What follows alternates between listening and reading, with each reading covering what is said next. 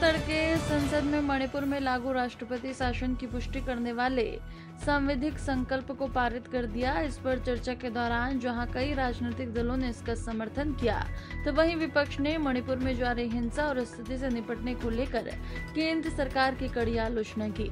विपक्ष के तीखे सवालों का जवाब केंद्रीय गृह मंत्री अमित शाह ने दिया, जिन्होंने सरकार की कार्रवाई को आवश्यक और संवैधानिक बताया। सबसे पहले मैं स्पष्टता करना चाहता हूं कि राष्ट्रपति शासन किसी भी तरह से डाला जाए 356(1) के तहत ही डाला जाए।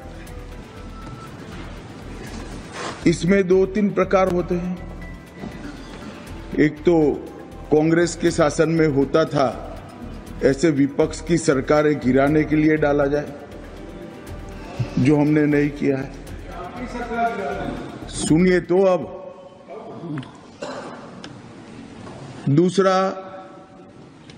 सरकार कांग्रेस की हो, विपक्ष की हो या हमारी हो, इसको गिराने के लिए राष्ट्रपति शासन डाला जाए कानून और व्यवस्था के नाम से, ये भी नहीं हुआ है। मान्यवर, यहां पर 11 फरवरी को मुख्यमंत्री ने इस्तीफा दिया और सभी लोग अखबार देखकर कह रहे हैं कि इनके खिलाफ कांग्रेस पार्टी अविश्वास का प्रस्ताव ला रही थी। मान्यवर, मैं रिकॉर्ड पर स्पष्ट करना चाहता हूं, उस सरकार के सामने कोई अविश्वास का प्रस्ताव नहीं आया था, क्योंकि कांग्रेस के पास इतने सदस्य ही नहीं है जो अविश्वास का प्रस्ताव ला सके। मुख्यमंत्री जी ने इस्तीफा दिया, उसके बाद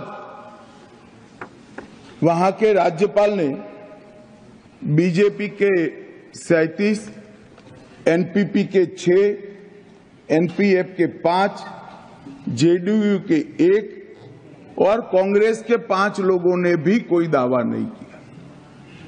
जब किसी ने भी सरकार के गठन का दावा नहीं किया, इसलिए शून्यावकाश की अवस्था में राष्ट्रपति शासन डालने का निर्णय किया गया। अब इस तरह से कहना कि राष्ट्रपति शासन इसलिए डाला गया कि समस्या संभलती नहीं। मान्यवर, राष्ट्रपति शासन 13 फरवरी को डाला गया। नवंबर में 0 हिंसा, दिसंबर में 0 हिंसा, जनवरी में 0 हिंसा, मार्च 13 तक भी 0 हिंसा और उसके बाद से आज तक भी 0 हिंसा। तो एक प्रकार की भ्रांति खड़ा करने का हम प्रयास न करें।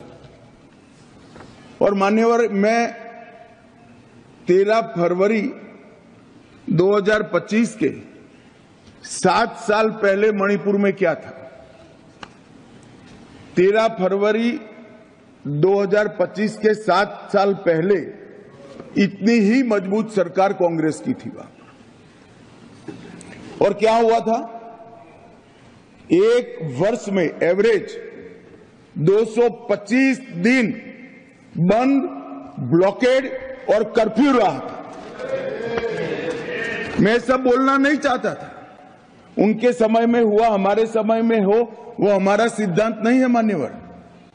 मगर जिस तरह से बात करी गई और उस वक्त भी प्रधानमंत्री ने विजिट नहीं की और 1500 लोग एनकाउंटर में मारे गए, ये सारे लोग आज चिल्ला रहे हैं, चुप है। एक कम्युनिस्ट भाई भी खड़े होकर बोल रहे थे, नक्सलिज्म आप खत्म कर दोगे, मणिपुर में आप डेट दे सकते हो। मुझे मालूम नहीं उनको मणिपुर में शांति करनी है या नक्सलिज्म को बचाना है। तो आपको मालूम पड़ना चाहिए, एक संसद सदस्य के नाते, कि जातीय हिंसा और नक्सलिज्म में अलग अंतर है। दो समुदायों के बीच में जब नस्लीय हिंसा होती है, जातीय हिंसा होती है, इसको टैकल करने का तरीका, और जो नक्सली हथियार लेकर देश की सरकार और वहां की जनता के खिलाफ खड़े हैं, इनको टैकल करने का तरीका अलग है। मैं भारतीय जनता पार्टी से हूं, कम्युनिस्ट पार्टी से नहीं हूं।